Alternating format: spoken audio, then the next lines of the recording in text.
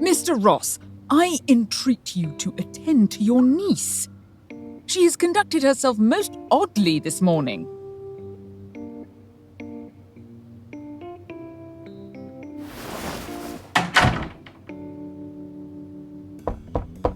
Why are you suddenly in such a bad temper? Your fiancé's carriage will be arriving shortly. He has travelled all the way from the capital. Will you not grant him, at the very least, a brief audience? You are being most unreasonable.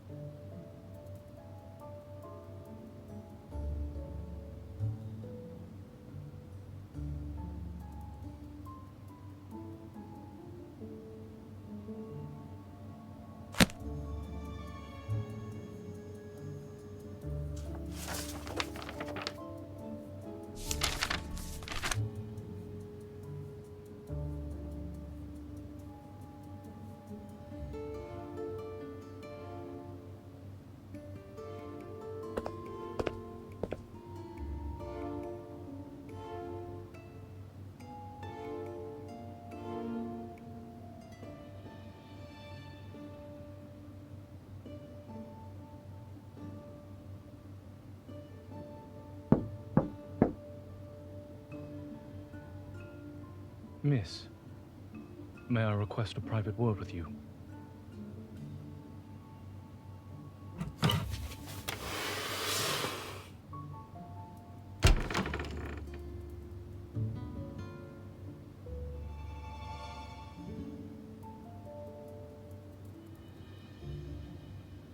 Miss, I must forego the liberty of kissing your hand, for it would be improper given our current circumstance.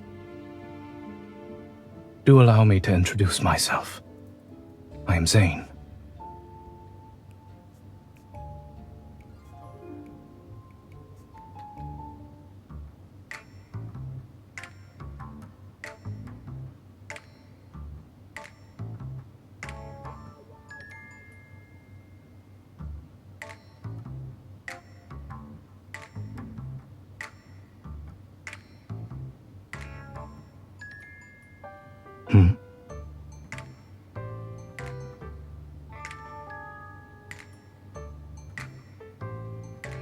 Miss, we share the same desire.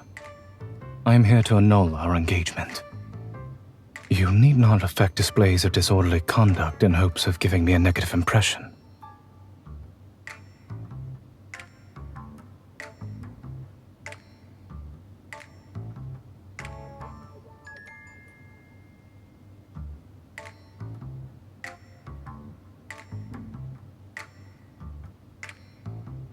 If there are no objections to annulling the engagement, we should settle the matter of compensation.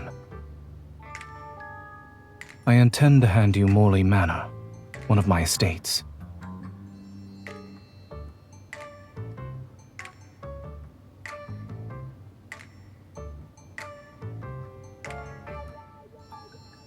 Morley Manor belonged to your grandfather prior to being sold. One could say I am merely returning it to its rightful owner. You will thus be spared the inconvenience of residing in a small, dreary abode together with distant relatives.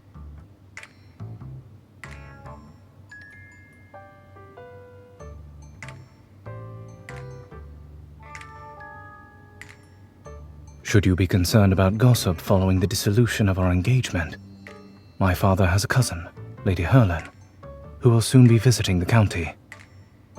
She enjoys considerable esteem in the capital, and the young noblewomen she takes under her wing never fail to distinguish themselves during the social season. Every year in late spring, distinguished families host balls and charity dinners. It is a time for young ladies and gentlemen to present themselves and get acquainted. It is merely a suggestion. Whether you heed it or not is up to you, miss. If you wish, I can arrange for you to meet my aunt at the manor.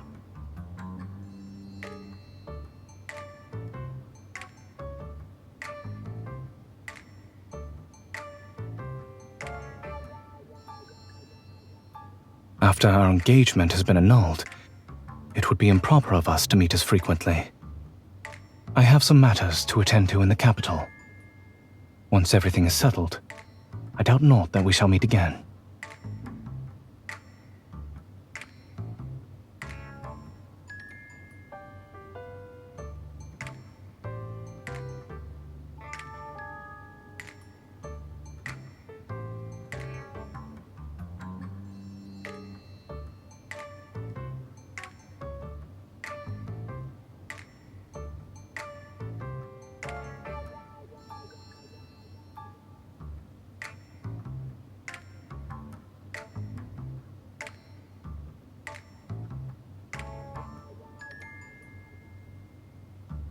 But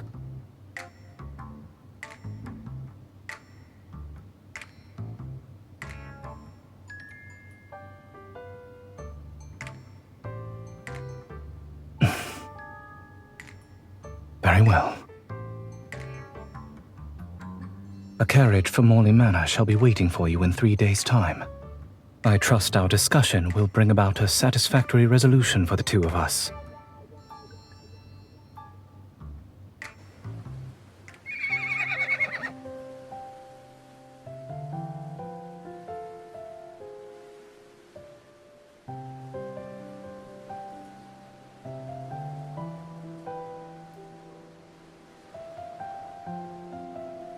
A lady must be graceful at all times, even upon horseback. To properly ride side saddle is to display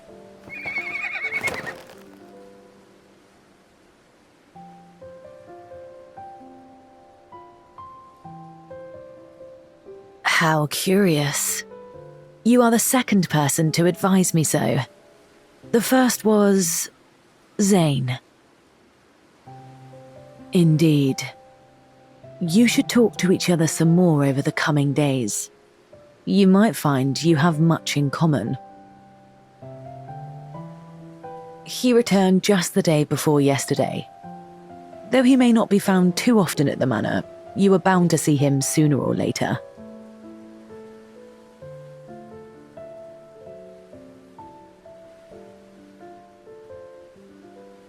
Miss, the young are apt to let first impressions cloud their judgment, and fail to inquire further. For my part, I believe you will see each other differently after spending some more time together. And I have always noticed how the hand that first grabs the reins determines the course. Speaking of which, yesterday I heard the butler complain that Zayne's boots are perpetually muddied. I suspect he's been frequenting the neighbouring farm.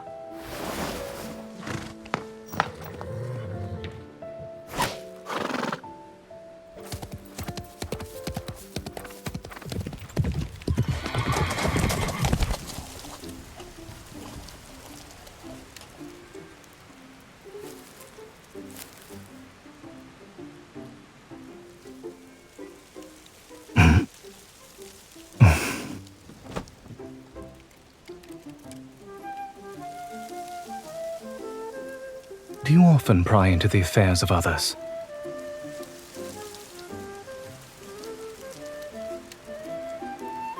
I am obliged to you for the offer, yet I fear your pony would not bear us both.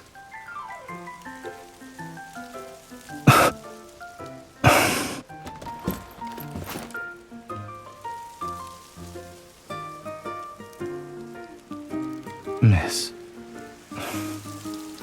you ought not to be here.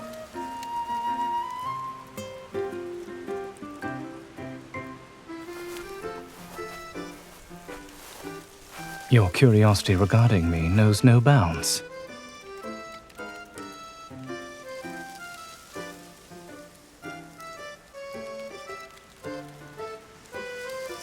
If portraits were able to talk, I fear I would have more troubling matters to worry about. This farm forms part of my property in Keratin County. I have neither the time nor the inclination to manage someone else's estate.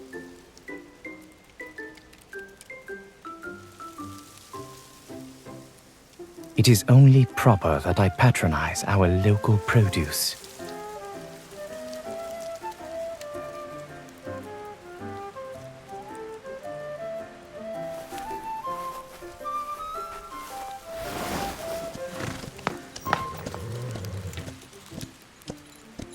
I do not generally contend on foot with one mounted on horseback.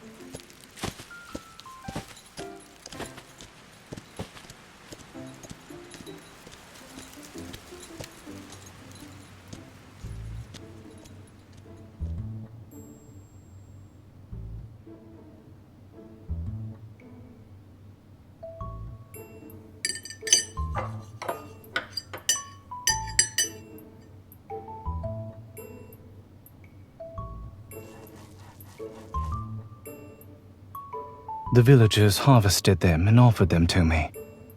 To refuse would have been uncivil. If this does not suit your taste, we may dine apart.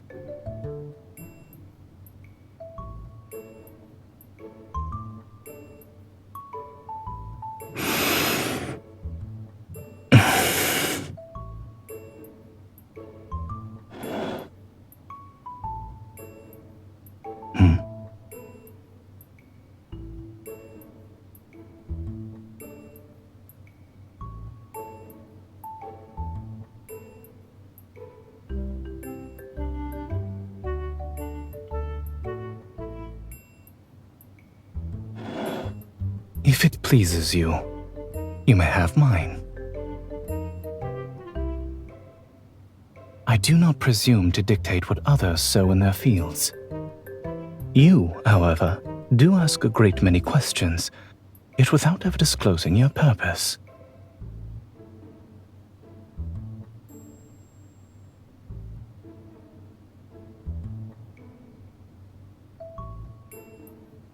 So I am merely your novel pastime.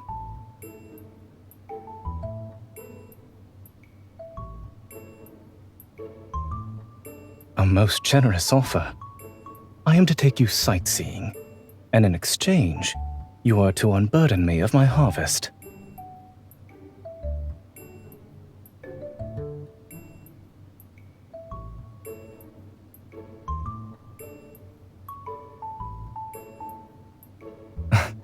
You offered to give a helping hand, did you not?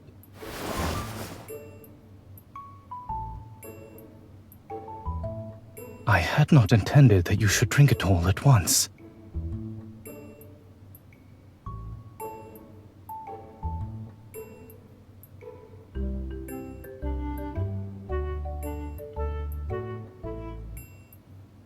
Very well. I accept your offer.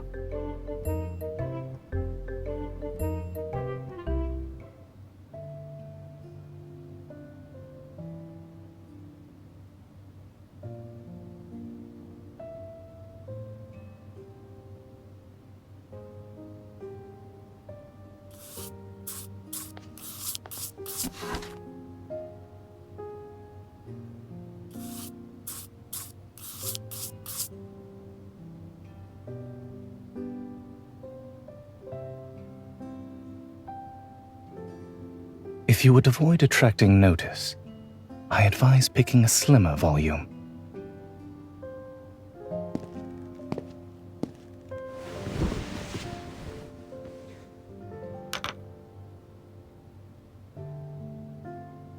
Should curiosity prompt you, you may try it on. Pray excuse me.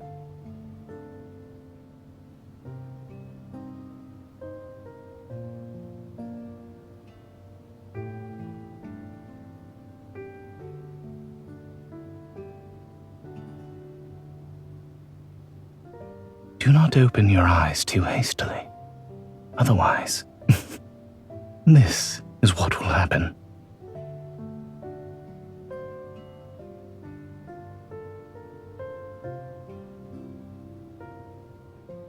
If not the monocle, perhaps it is these volumes that engage your interest.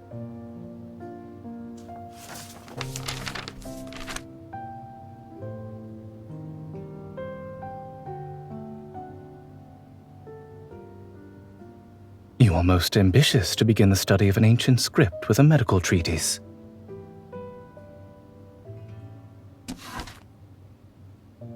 Here is the translation, if you wish to consult it. It is not likely to be published anytime soon. You must content yourself with the manuscript. It is but a humble compilation of my own. Should you discover any errors, pray bring them to my notice.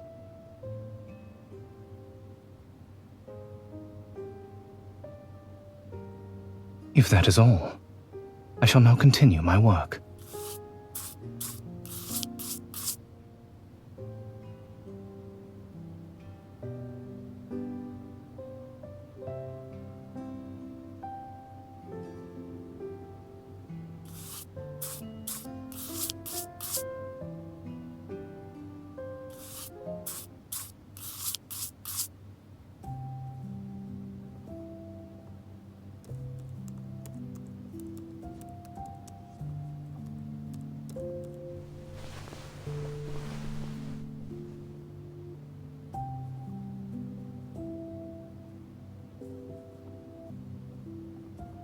I had not expected my translation to prove so very soporific. What did you dream of?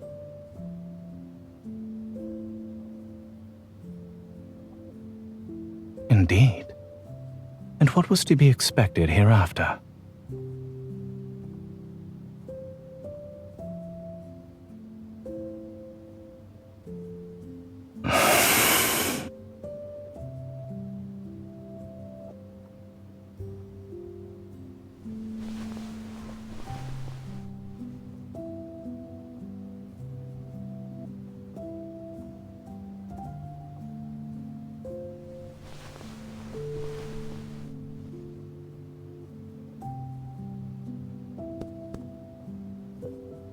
You say you knew what was to come. Why, then, did you remain still?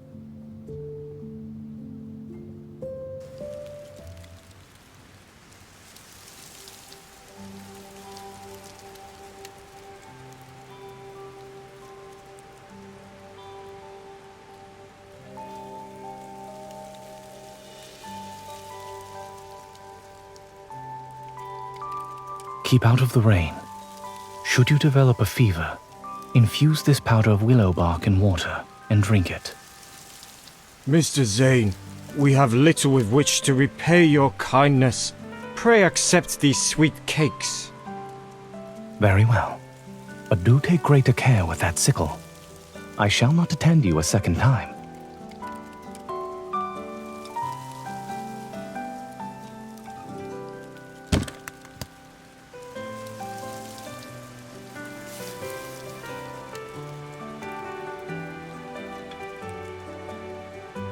You may say so.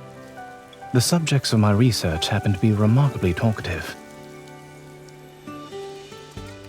You have.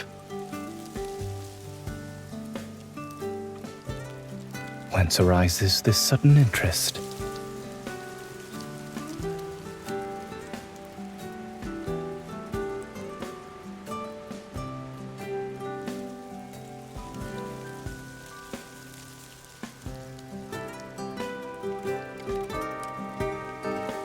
You believe acting without regard to my expenses must imply some sort of enjoyment. And you have been accompanying me on such a long journey since the break of dawn. Does it mean?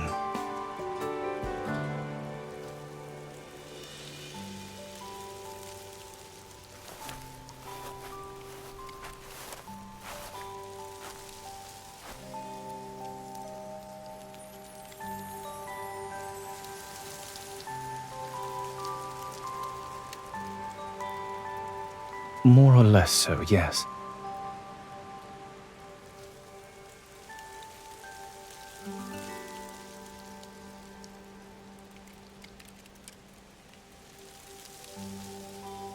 It appears as though you mean to carry me off. That is quite a high recommendation. I should very much like to make his acquaintance.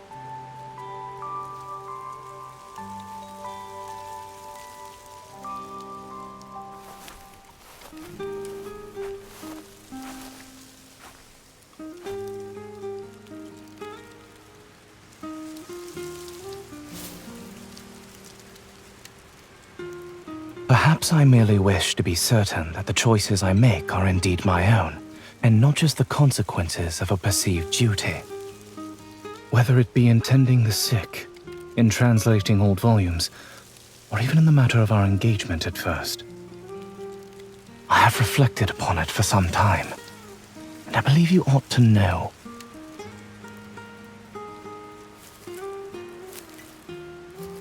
I will speak plainly. I now see you in a different light. Yet, I do not regret annulling our engagement. You are clever, witty, and exceedingly fair. Such qualities as these might win a heart with uncommon expedition. You possess a vision and a path manifestly different from those who see marriage as the main purpose of this earthly life. It is meet that you choose the right person for yourself, rather than letting another determine what is best for you.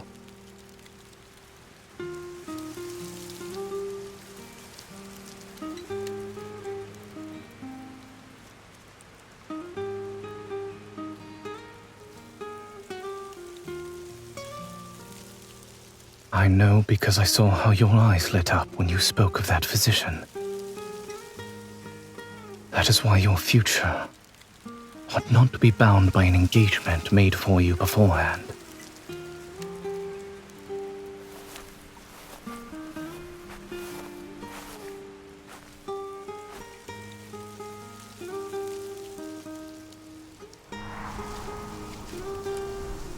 I cannot answer that with certainty, miss. Yet I do attempt to use my discernment.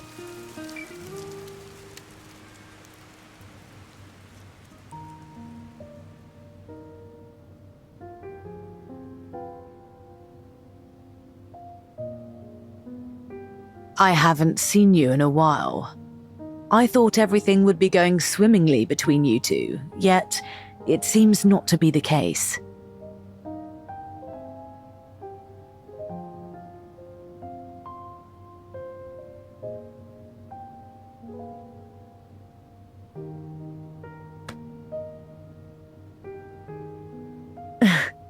Pray leave this matter to me, miss. The social season is drawing near in the capital. If you are to make your debut at the ball, you must have a partner with whom to practice.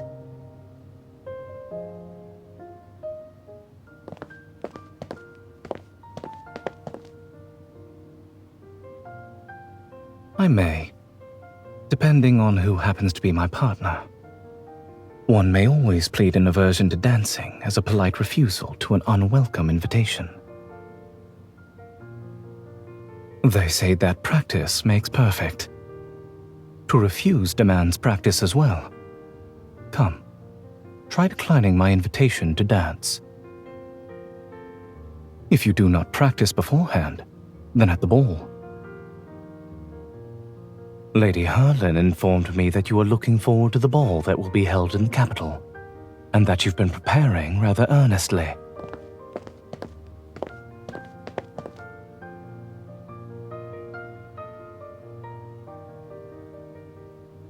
Were I to say no, would you indeed give it up?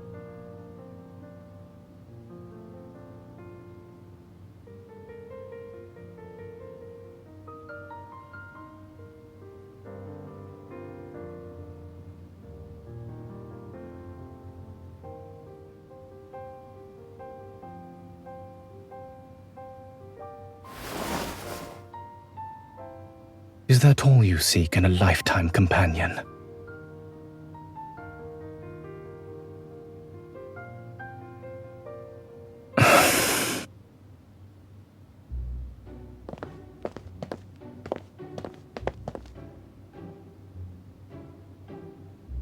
As soon as you had received my portrait, you expressed a wish to break off our engagement. May I ask why?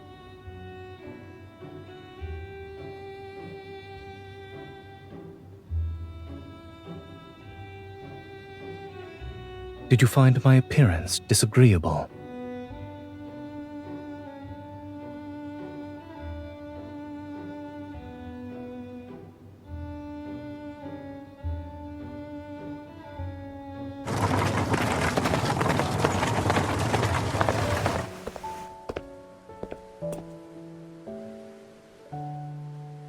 I must return several volumes to the public library.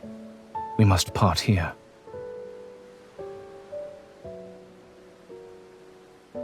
Then he must secure a carriage of his own.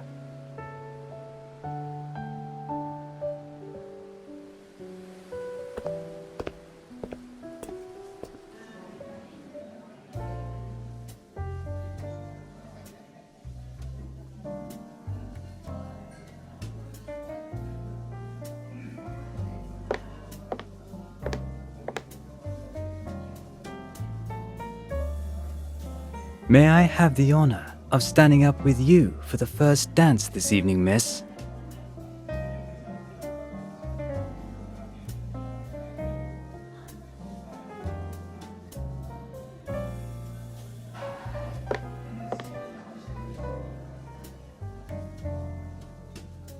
Were another gentleman to ask you, would your answer be any different?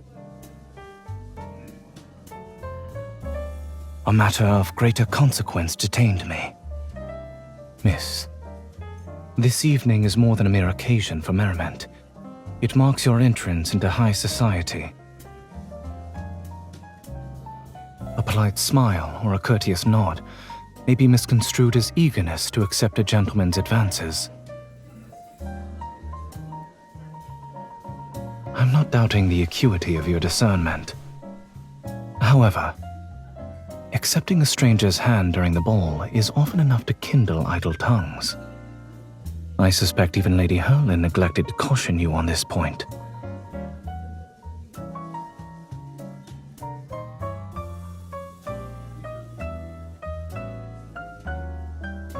I wish for you to feel entirely at liberty to follow your own heart. Yet, I would also hope not to see you in trouble. To forbid your attendance would itself be but another restraint upon your liberty.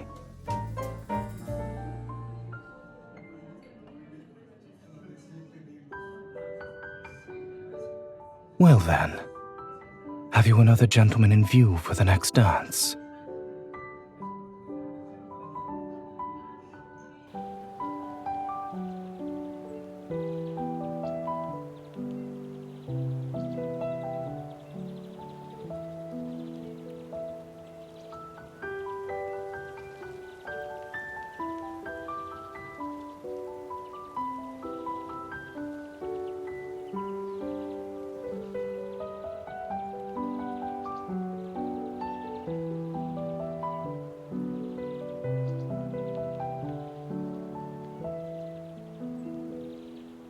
I happen to need to retrieve from the capital documents relating to the transfer of the manor.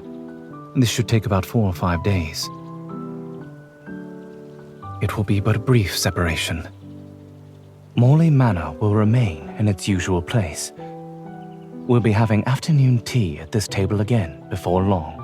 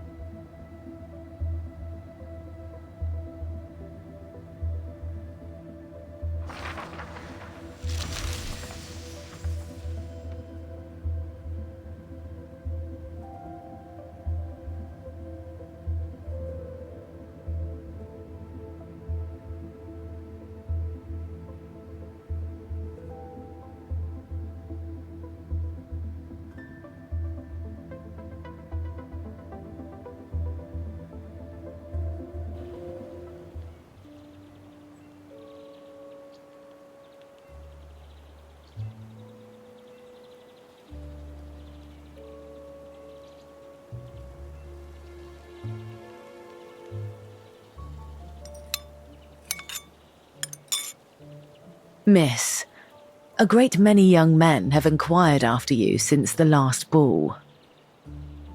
But none compare with Zayne. Is that right? After the engagement was annulled, he was worried you might be treated unfairly upon entering high society, so he pulled quite a few strings to smooth things over for you.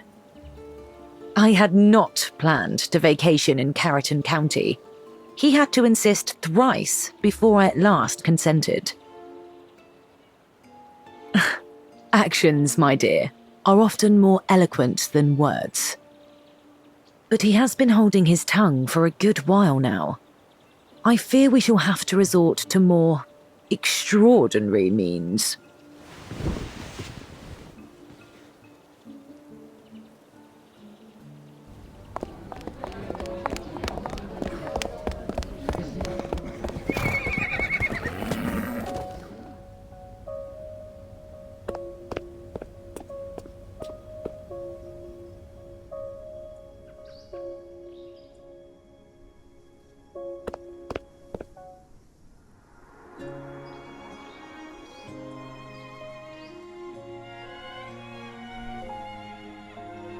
Good morning, miss. Mostly nice. The sky was occasionally overcast. Yes, there were no issues at all.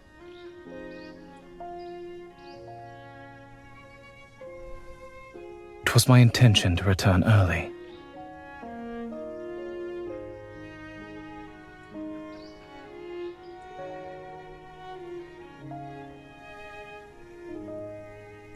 That is because you have always managed to discern the rest for yourself. If that is the case, I shall endeavor to be a tad more loquacious moving forward.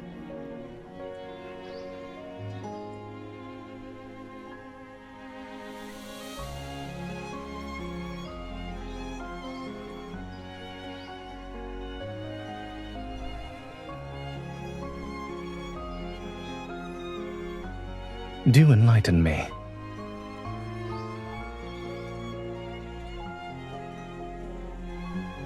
Oh?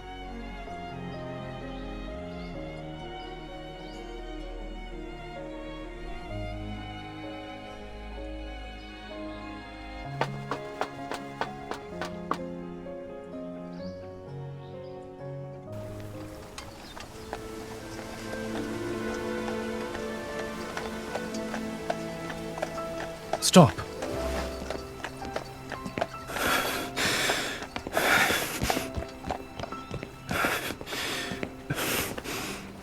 Miss, I believe we must clear up some matters between us. Pray allow me a moment.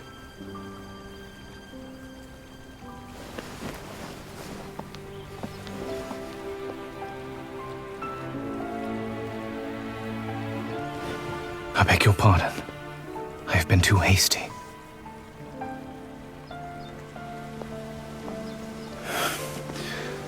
I always thought I ought to be more prudent in discussing such matters with you.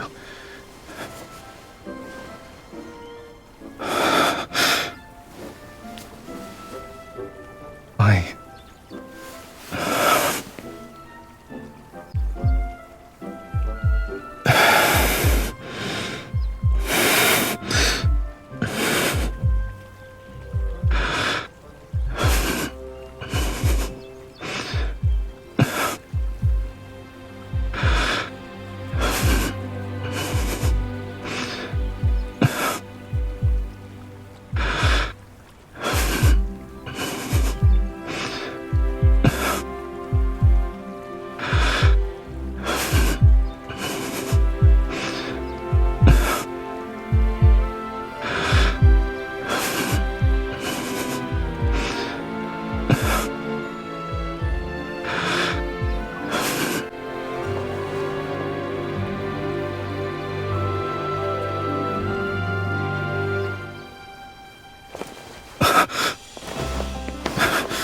Pray forgive me. Pray forgive me for coming here. I do not mean to press you for an answer. If I were not to speak up now, I would risk losing the most precious opportunity of my life. I hastened to conclude my business and returned earlier than I had intended because... because I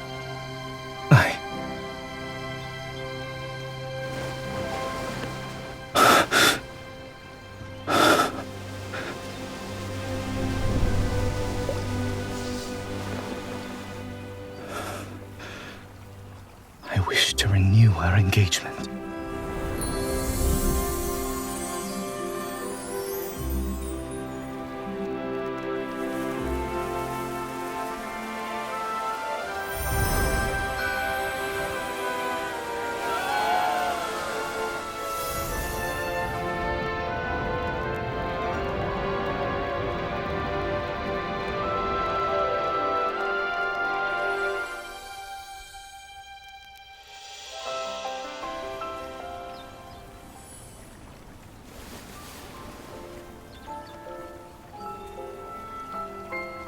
The weather has been very favorable on our first outing.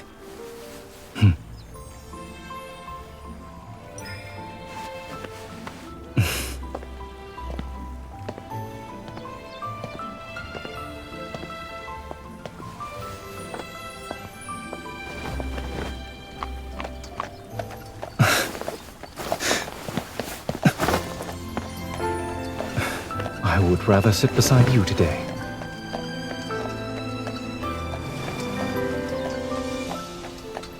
Consider it a reminder to a certain married lady. A hasty departure hardly accords with good manners. Will you not turn away from me this time?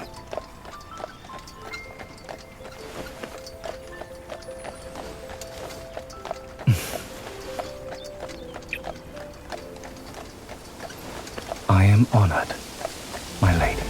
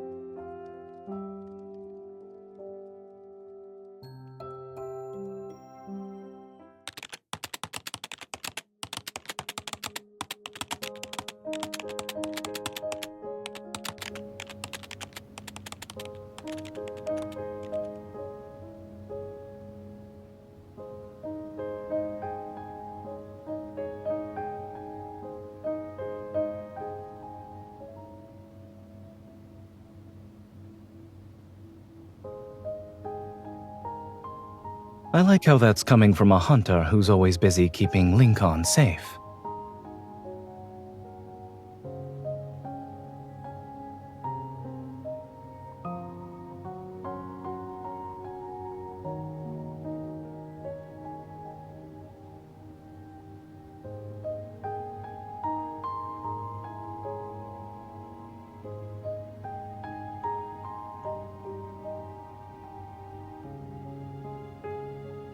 I can only read a little so far. That's why I'm merely a medical consultant, not a translator.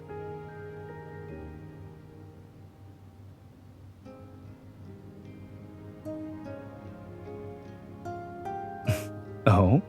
I seem to recall someone being desperate to leave at first.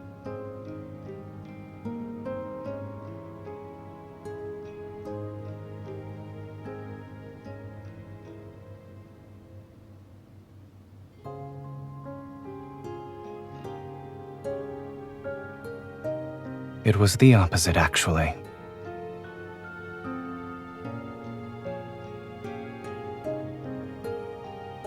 When I first saw you at the Ross's estate, I thought how happy it would be if we could cast aside rank, fortune, and every other distinction. And if this young lady might choose me entirely of her own accord.